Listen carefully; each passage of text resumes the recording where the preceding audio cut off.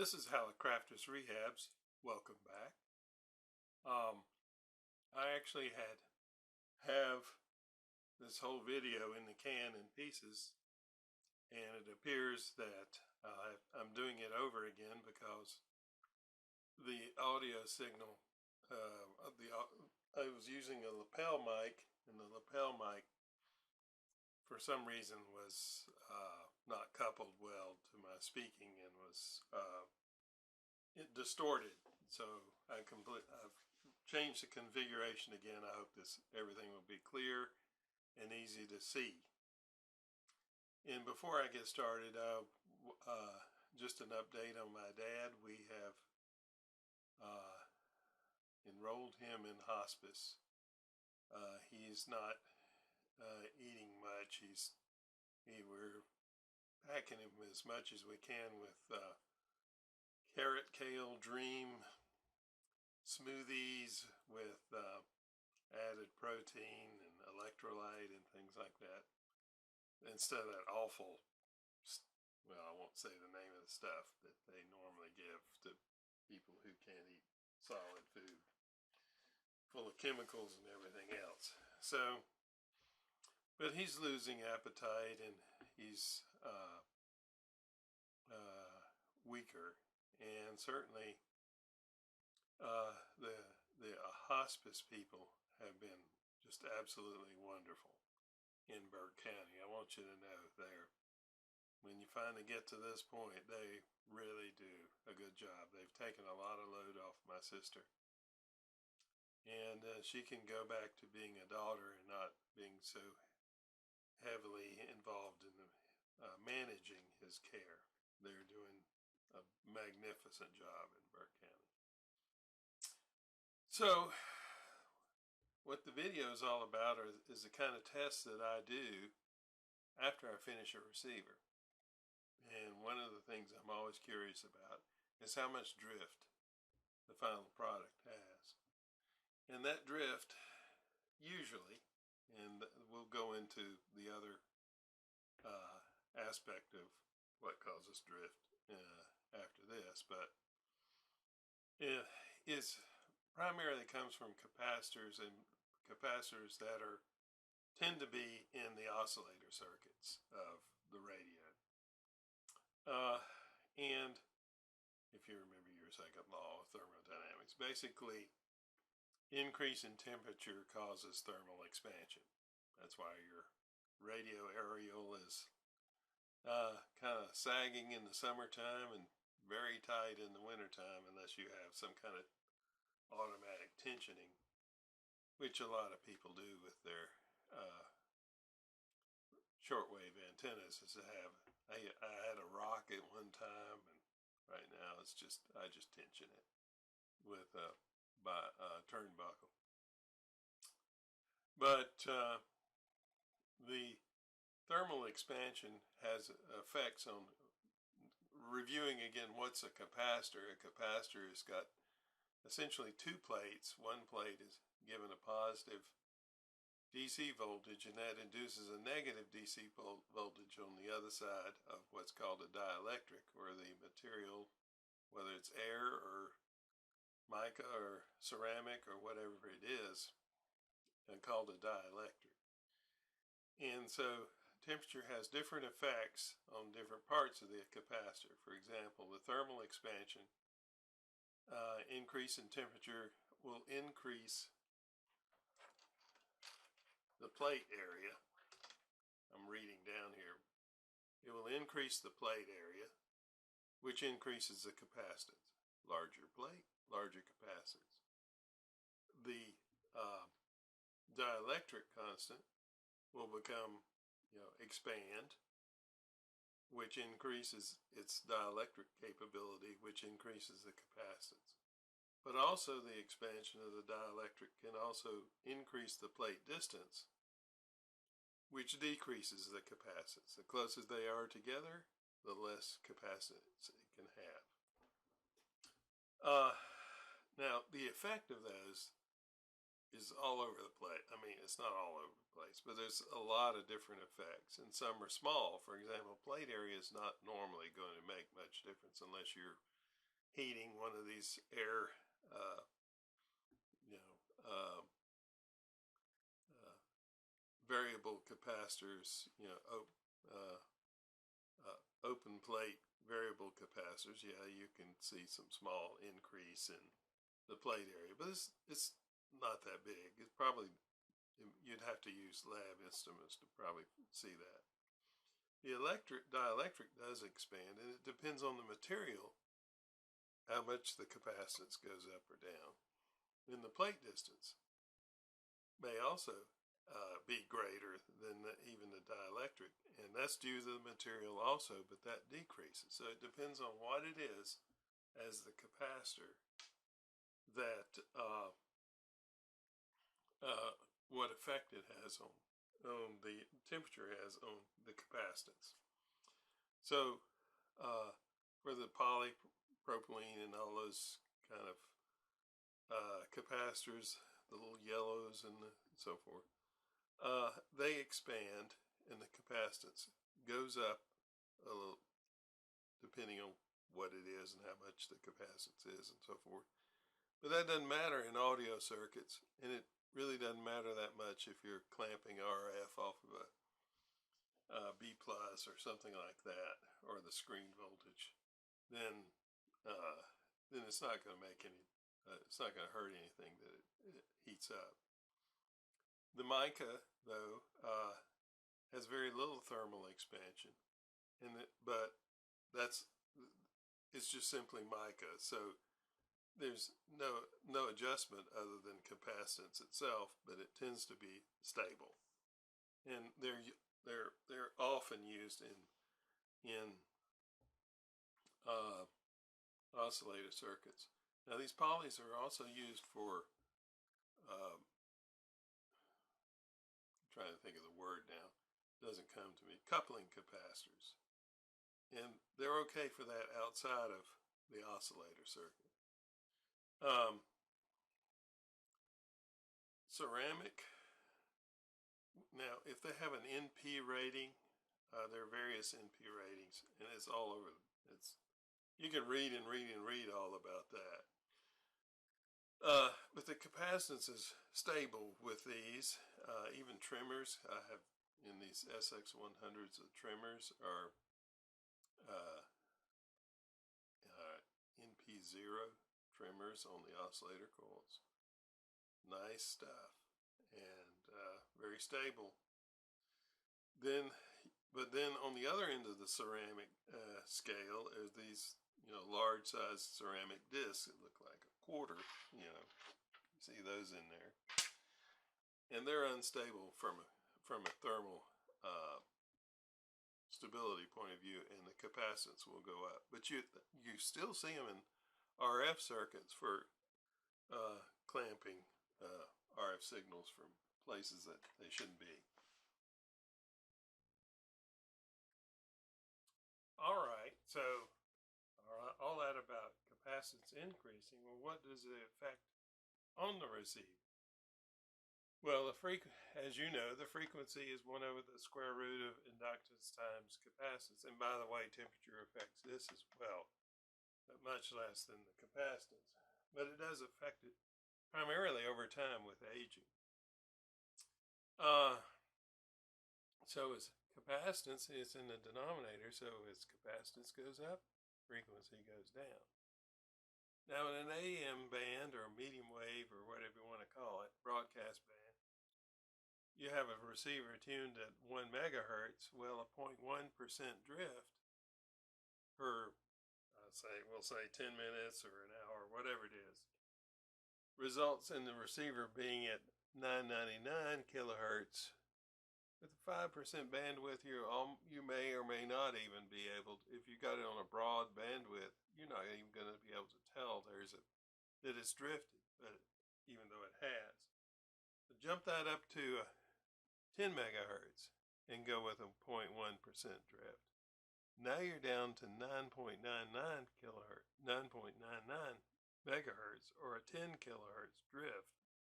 You're 2 stations down in the shortwave band, for example, in the same amount of time. in single sideband, it gets even worse because you typically drop that bandwidth down to 2 kilohertz. You're chasing, okay? And so what matters is really the drift rate. How fast is it changing? And because over an hour, hour and a half, the receiver should be pretty stable, but not always.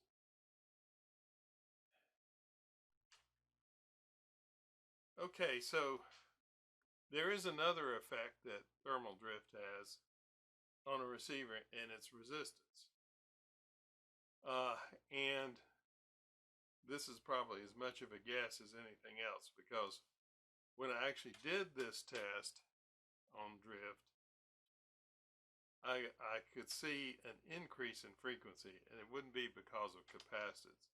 It would have to be related to resistance. So, typical oscillator circuit, this is my guess, goes through a LC tank, a transformer. On one side is the oscillation, on the other side it's inputting into the radio an oscillator frequency. And it's set up with a B plus resistance bias. So as temperature goes up, resistance goes up in a resistor. Not a lot, but some. And increase in resistance lowers plate voltage. Now, the effect on that is, I'll just say, is beyond my pay grade, but I'm thinking that that was probably the cause that my plot showed an increase in frequency. And I'll show you that in a minute. First, though, the way I do this test is not very complicated at all. So I'll set the receiver at 10 megahertz, and we'll just do a cold start, and just plot every 5-minute intervals what the frequency readout is on the digital frequency counter. So starting this up, from the moment that there's actually a frequency indicator, I get it as close to 10 megahertz as I possibly can, and then start my clock.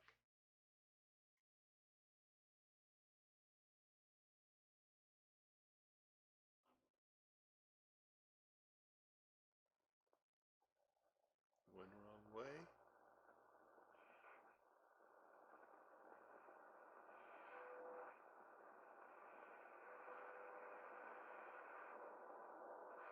Now I set it on 10, and then I'll use my Apple Watch here and count 5-minute intervals and put it on my spreadsheet. And with that, I'll get a plot. And I'm not going to go through that on the video. Let me see if I can find. As you can see, it's starting to drift a little bit downward.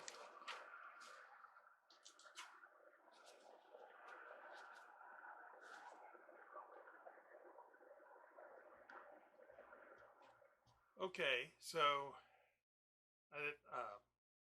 when I did this, the Mark 1B is the gray line here. The original Mark 1, I actually had to redo it. I didn't have it right. Is the blue line. And then I threw in for comparison the latest restoration of an SX99, a Mark 1C. And you can see the SX99 really has a lot of drift associated with it. I'll explain that in just a second. But the SX100s initially, this is still on without the volume, dropped down, but then it started gradually coming back, and there was a very slow a very small increase in the frequency drift. The best, and here's my theory.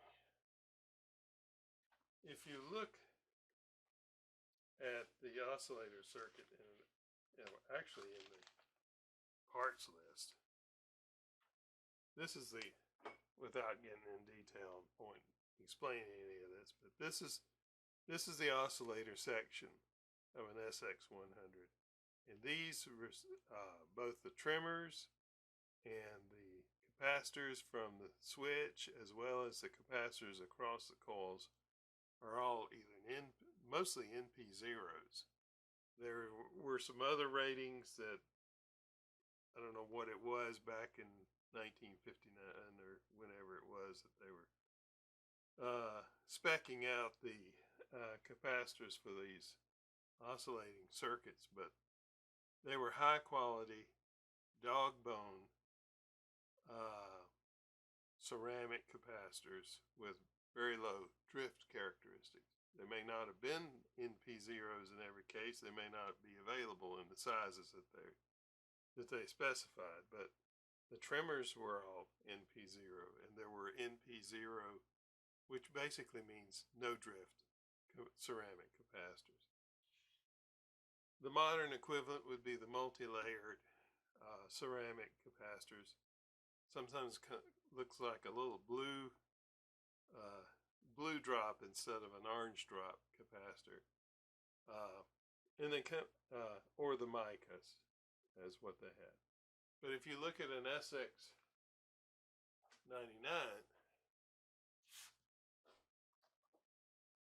no such money spent on capacitors. Let's see if I can get this open here. Yeah. A lot clearer. This is so in here.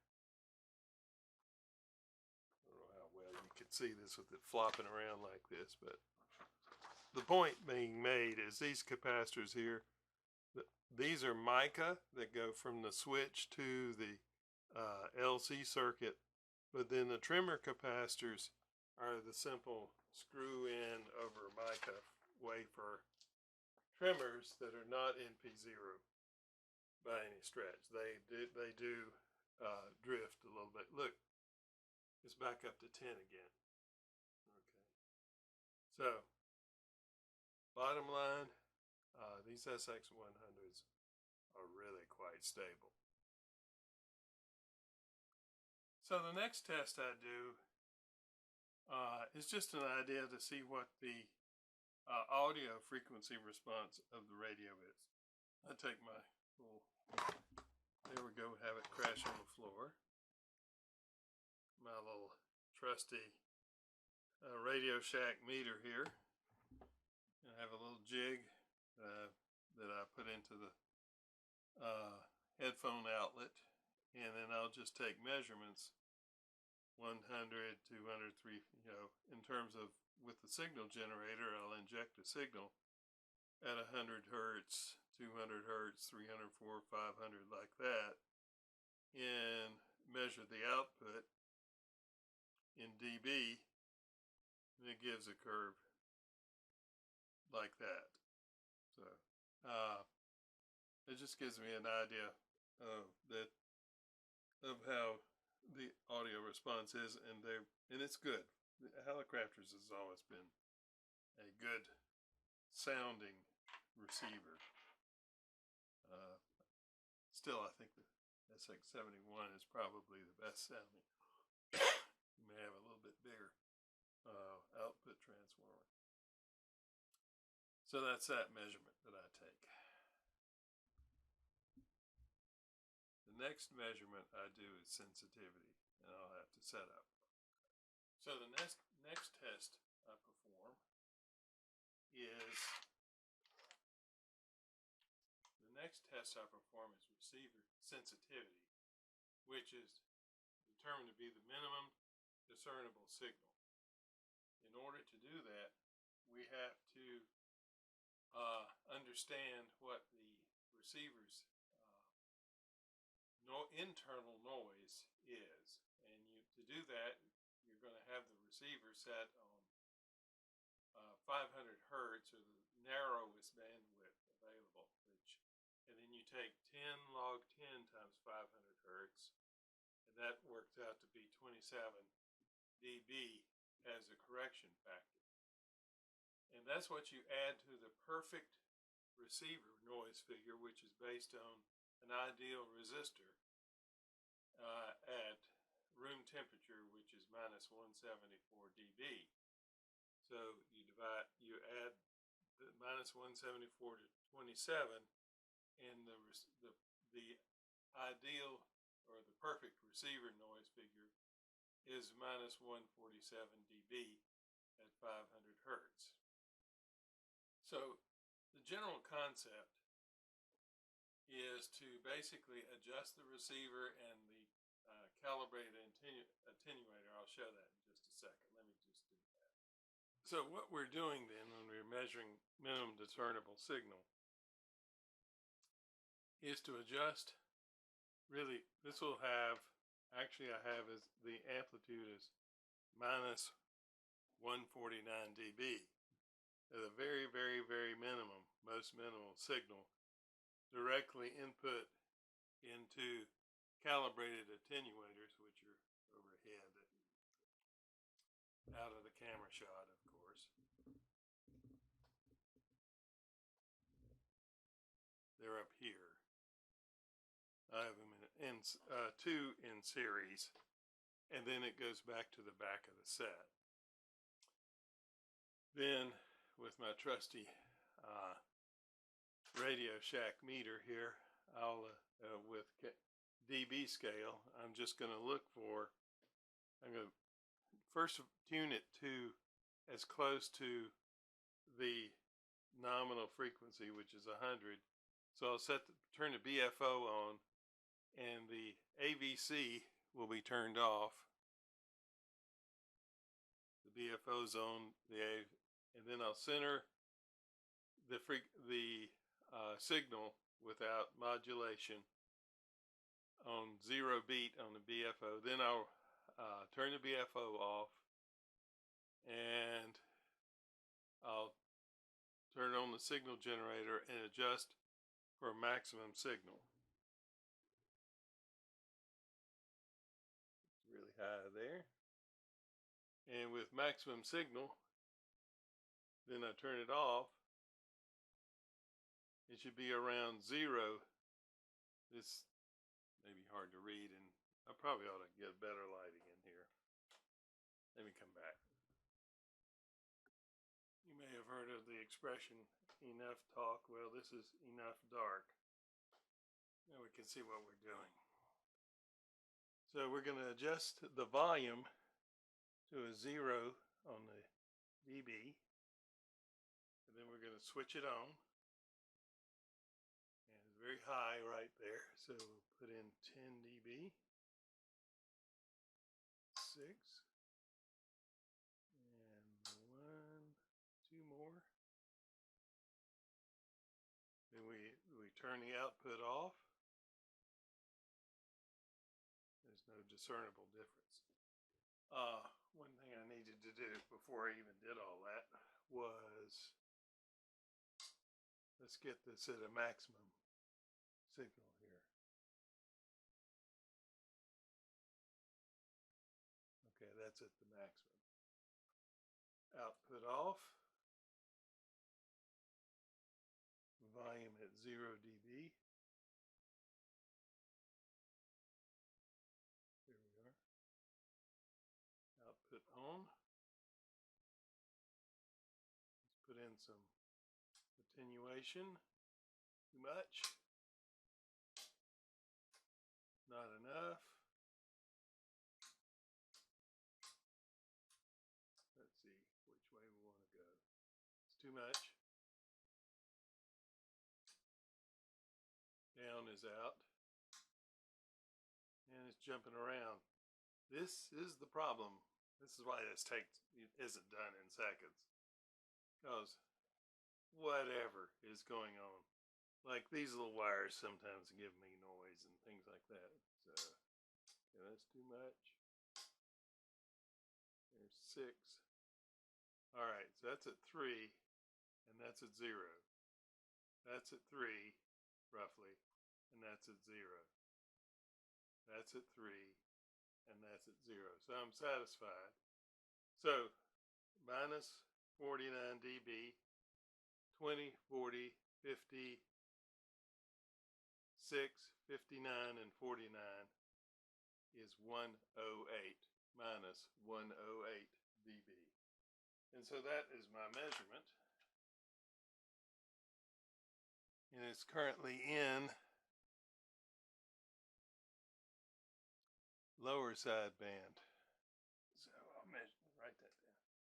Minus 109 in lower side band. Or, let's see, it was 109.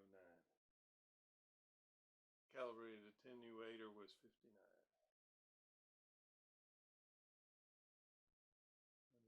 40, 59.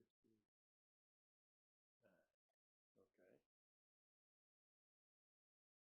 And 49 is 108. And guess what? If I do this again an hour from now, I'll get a slightly different result. That's just the way it is.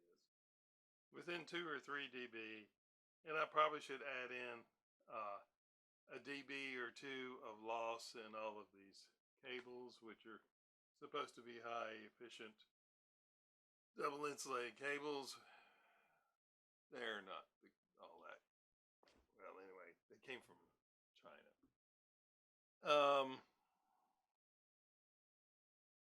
Then we switch it to upper side band and go through the same thing. First, I want a good signal and maximize it. There we are.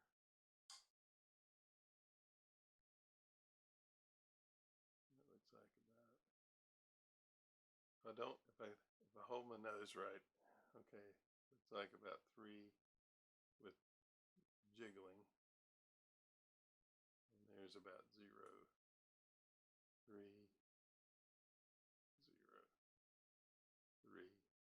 And you're really supposed to do minus 3 dB and 0 dB, but on this meter, that's as good as we can do. And it's minus 59 on the upper side band. Okay. So that gives me minus 108. And then from that I can calculate the microvolt RMS sensitivity, and then it, like you see there, I don't know what it is. Hello? If you pull that out, you'll see some kind of me knocking the wires or something like that, causing that to happen. Except I'm not being very steady. I'm not moving. Okay, what you want to do is take 10 dB out.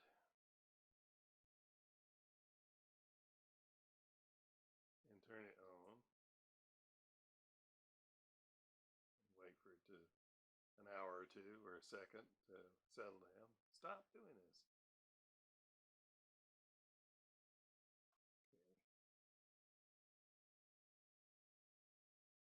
On. It's close to 10. Off. On. The deflection is looking like 10 dB. So indeed, the 10 dB signal to noise ratio measurement would be minus 49 plus 49 is 98. Minus 98. Okay. And so that is our sensitivity measurement. If you want to know what the noise figure of the radio at 1 megahertz is, you take this minus 108 and subtract that from minus 147.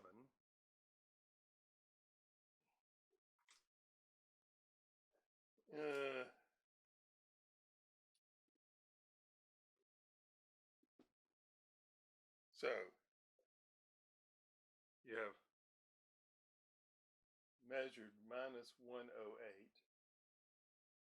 Was minus 147 was ideal. And you subtract minus 108, which is adding 108 to that, and you get a noise figure of 38 dB without paying a lot of attention to the signs. 38 dB. Don't you like my writing when it's doing like this? 38 dB. Okay, so that is what we do at several points in the radio, because sensitivity is different from one point to another. In the radio, we'll do one at band 2, one at band 3, and 2 in band 4. And then we'll report the results.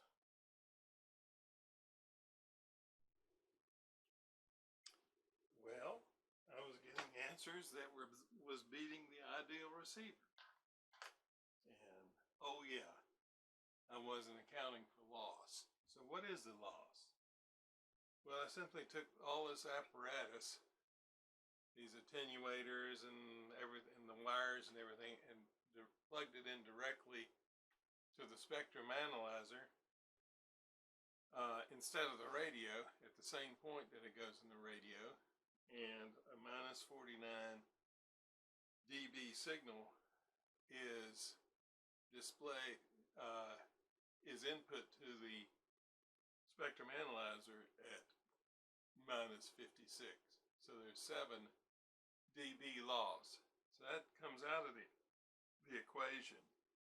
And now everything's making sense. Although at this point I'm at 7 megahertz and I'm measuring a minimum, an MDS of minus 143, basically 4 dB above the ideal receiver noise figure. You just can't get much better than that with any kind of receiver. Very, very sensitive. I'll match it up against any solid state at that level, assuming I'm doing this right.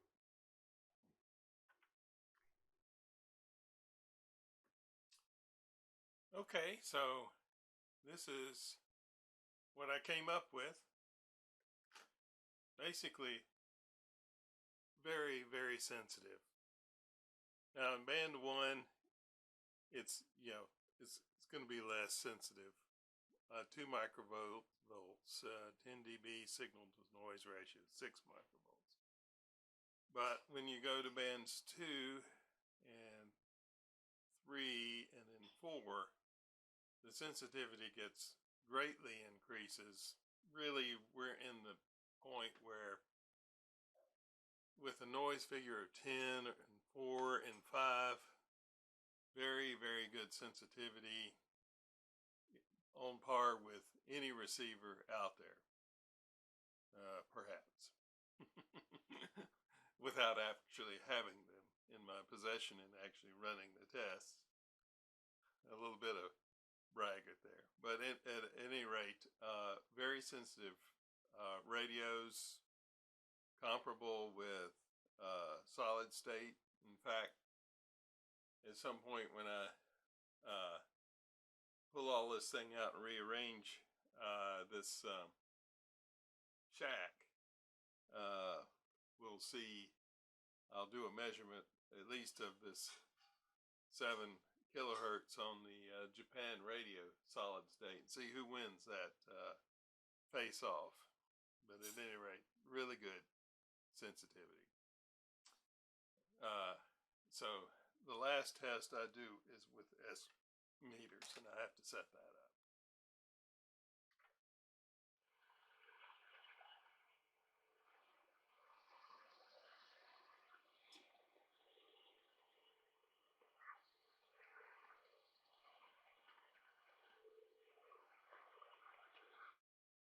What you're listening to is a weak WWV signal, really washed out in modulation and quite reduced in signal strength. And it's because we're in a minor uh, geomagnetic storm. By how things have changed on the solar disk in the past couple of months. So, after much in the way of adjustment and wait a minute, let me think here. Oh, well, no, we have to account for losses, and no, you do it this way. I did come up with the S-meter response. Basically, what I do is I go to plus 7 dB, which is the loss in the line from the signal generator to the jack of the receiver.